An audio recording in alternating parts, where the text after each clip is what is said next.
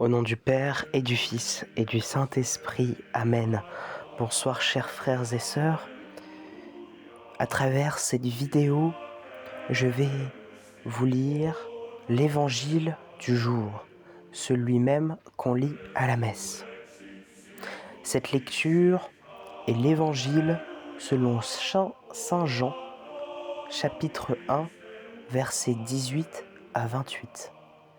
Cela sera accompagné par une légère méditation / commentaire de texte. Voilà ce que le Saint Évangile nous conte. Voici le témoignage de Jean quand les Juifs lui envoyèrent de Jérusalem des prêtres et des Lévites pour lui demander « Qui es-tu » Il ne refusa pas de répondre, il déclara ouvertement « Je ne suis pas le Christ ». Ils lui demandèrent « Alors, qu'en est-il ? Est-ce que tu es le prophète Élie ?» Il répondit « Je ne le suis pas. »« Es-tu le prophète annoncé ?» Il répondit « Non. » Alors ils lui dirent « Qui es-tu ? Il faut que nous donnions une réponse à ceux qui nous ont envoyés. »« Que dis-tu sur toi-même » Il répondit « Je suis la voix de celui qui crie dans le désert. Redressez le chemin du Seigneur, comme a dit le prophète Isaïe. » Or, il avait été envoyé de la part des pharisiens. Ils lui posèrent encore cette question. « Pourquoi donc baptises-tu si tu n'es ni le Christ, ni Élie, ni le prophète ?» Jean leur répondit. « Moi, je baptise dans l'eau, mais au milieu de vous se tient celui que vous ne connaissez pas, celui qui vient derrière moi. Je ne suis pas digne de délier la courroie de sa sandale. » Cela s'est passé à Béthanie, de l'autre côté du Jourdain, à l'endroit où Jean baptisait. Quel beau passage de la Bible! Mais alors, pourquoi le message ? Pourquoi ça ? Voilà ce que nous dit cette méditation.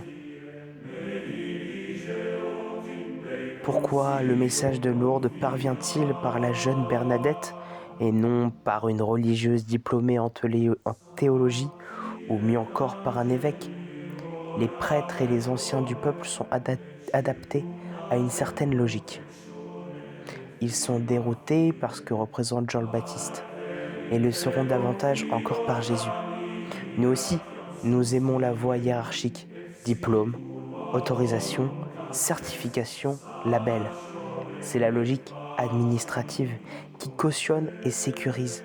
Les saints, eux, contrairement au modèle figé que nous présentons parfois, sont créatifs.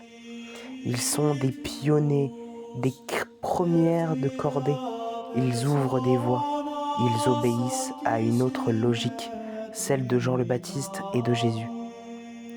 Ils sont habités de l'esprit et se laissent guider avec une infinie liberté, une infime sûreté, sans évidence ni point d'appui. Là est leur héroïsme. Jésus fit partie de ces gens-là. Il ne se cache pas derrière un titre, un diplôme, une référence, une marque, un maître à penser. Il n'assème pas sa propre vérité. Il la laisse percevoir sans l'imposer. C'est une adhésion du cœur, de l'esprit, non une contrainte.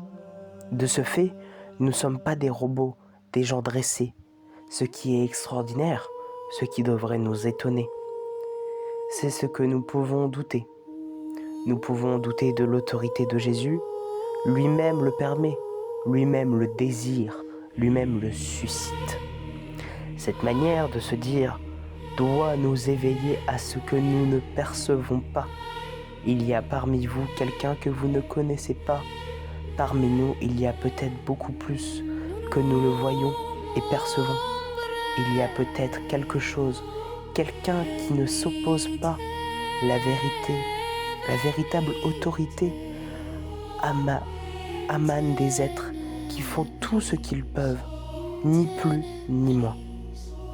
Le Messie agit, c'est ensuite qu'il est reconnu, même si dans nos vies, nous pionnons à l'y percevoir, osons le lui demander. Si tu es là, dis-le-moi, j'aimerais te reconnaître. Voilà cette méditation qui vient du site Marche dans la Bible. Et c'est vrai que